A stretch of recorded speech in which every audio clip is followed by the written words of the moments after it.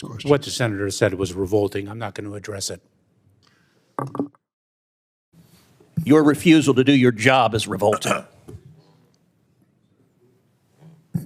Thank you, Mr. Chairman. I obviously think it's disrespectful, the treatment that we've just seen the Secretary undergo. I think it's respectful to suggest or imply that that the root causes of our broken immigration system are so simple that they can be answered in 2.5 seconds or less, that the solutions necessary to improve our immigration system for the needs of today and the future could be delivered in 2.5 seconds or less. So let me, for the moment, continue some questions on the subject matters that our Republican colleagues keep bringing up over and over and over again, and we'll stay on fentanyl for a second.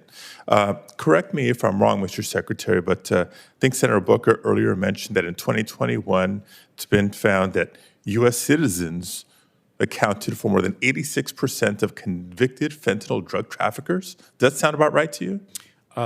Senator, as I mentioned to Senator Booker, I'm not familiar with that statistic. I'm certainly aware of the fact that American citizens are participating in the trafficking of illegal narcotics the across reporting the of the border. studies that I've seen do document that the vast majority of those bringing fentanyl into the country are United States citizens, not the migrants that our colleagues on the other side of the aisle are implying. Also, that nearly 99% of the consumers who are paying for illicit opioids, so we can look at both ends of this, right? Who's driving the demand, not just who may be responsible for the supply. Statistic, again, from federal agencies, 0.02% of the people arrested by Border Patrol for crossing the border illegally possessed fentanyl at the time. More than 90% of the fentanyl brought into this country is brought in through the ports of entry. Right. I cannot overstate the viciousness and cruelty of the smuggling organizations. Exactly. It is precisely why we are building safe, orderly, and lawful pathways for people to come to the United States if they are eligible, and cutting out the smuggling organizations. And that's the point I'm trying to get to, Mr. Secretary. I want to sort of level set, sort of reality check the conversation, because the challenge is a serious one and should be approached with seriousness and maturity. So now that we've caught our breath from the prior exchange, I want to afford you an opportunity to speak into the administration's approach, the significance of a whole of government approach to the problem, not just whole of federal government, but any partnerships, real or potential, that you think can be value added here. I know in the state of California, for example, state resources are being committed to augment additional screening equipment and other technologies that can help in this cause in a productive manner. So two different parts, Senator, and I appreciate the opportunity. The administration's approach to the migration challenge, which is quite serious, and it is one that is not exclusive to the United States, but is gripping the entire region. There are approximately 2.5 million Venezuelans in Colombia now.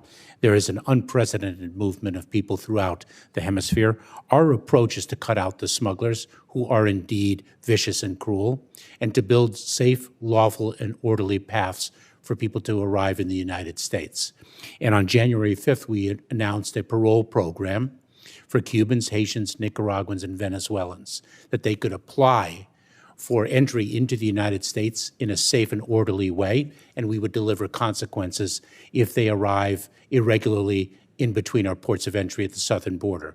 We have seen a 95% drop in the number of encounters of those four nationalities in between our ports of entry. People will take advantage of a safe, lawful, and orderly path if it is presented to them, and we are cutting out the smuggling organizations precisely for the reasons that Senator Cruz mentioned. With respect to fentanyl, we are bringing the fight to the cartels in an unprecedented way. We have surged resources, most recently in Operation Blue Lotus, which is already demonstrating significant results. We are using our personnel, our extraordinary personnel. We are using technology. We are using everything that we can bring to bear to fight the scourge of fentanyl and other synthetic opioids. we are also requesting of Congress additional resources so that we can enhance that fight. We need to work together to address a challenge that precedes this administration, and we need to work on it together. It is something that is killing far too many Americans. I agree. Thank you. And as you know, there's many of the ideas, proposals that you and the White House have suggested that I agree with and support, and several that have been proposed or suggested that I don't agree with, and we're having those constructive, mature conversations. I want to make sure to touch base on a couple of other important issues, including the Shelter and Services Program. I was pleased to lead the effort last year to ensure there was adequate funding for the program, which was formerly known as the Emergency Food and Shelter Program that allows reimbursements for non-governmental organizations and local entities that provide shelter, transportation, and other services to migrants at the border. Again, security and humanity in the process. It was previously housed under FEMA. Now the program is under CBP. So I just raised it to acknowledge this transition and formally request regular updates on the implementation of the new program to ensure that the entities that rely on these funds to play that supportive role that they have been can continue to access the funds that we make available. I appreciate your support of that program. The funding is critically needed. We have funded the Emergency Food and Shelter Program with $350 million of the $800 million. And of course, we are standing up the SSP, it's known by its acronym. And once that is stood up, of course, we will be funding that with the balance of the $800 million and distributing it to cities for their care of individuals here. Next topic and next issue, something that we've had a couple conversations about. In 2022, the Army struggled to meet its recruiting goal of enlisting 60,000 soldiers. It only enlisted 45,000 that year. As our armed forces collectively look for ways to incentivize enlistment, one way, not the only way, but one way that has worked throughout our nation's history is to ask immigrants who enlist, or to ensure that immigrants who enlist are able to become citizens quickly as specified in the Immigration and Nationality Act.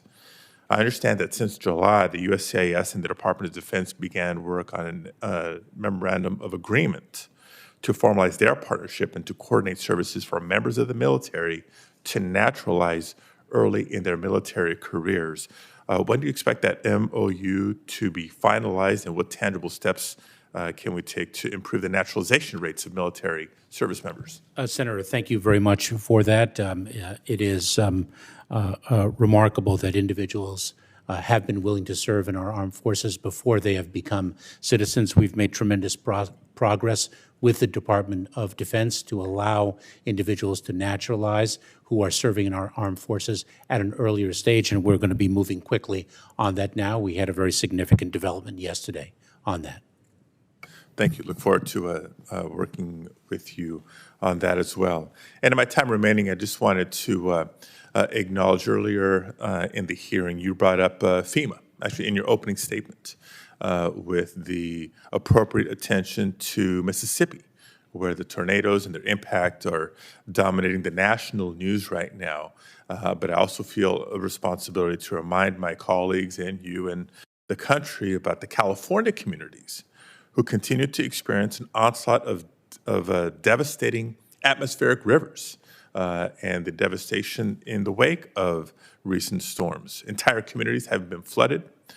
Farms are underwater. Thousands of families being evacuated from their homes, and many who will either not be able to return to work anytime soon or return to their home anytime soon.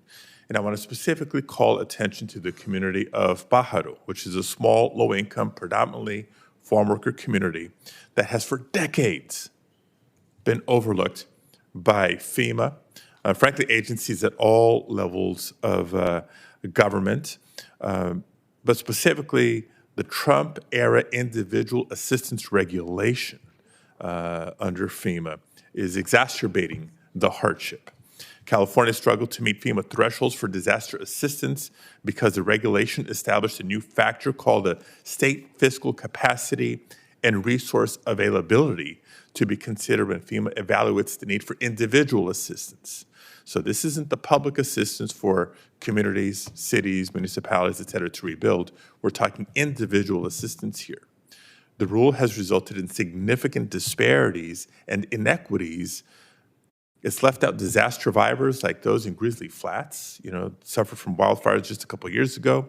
Without the support they need, communities like this continue to wait in limbo as California waits to tally up more and more damage than other states just to get the same level of federal assistance. So I wanted to put that on your radar. I'm sure we'll continue to talk about this in HISGAC in the coming weeks, but we have to fix these clear inequities in federal guidelines and regulations. Thank you, Mr. Secretary. Thank you, Mr. Chair. I look forward to following up with you, Senator. Thanks, Senator Padilla. Senator Hawley.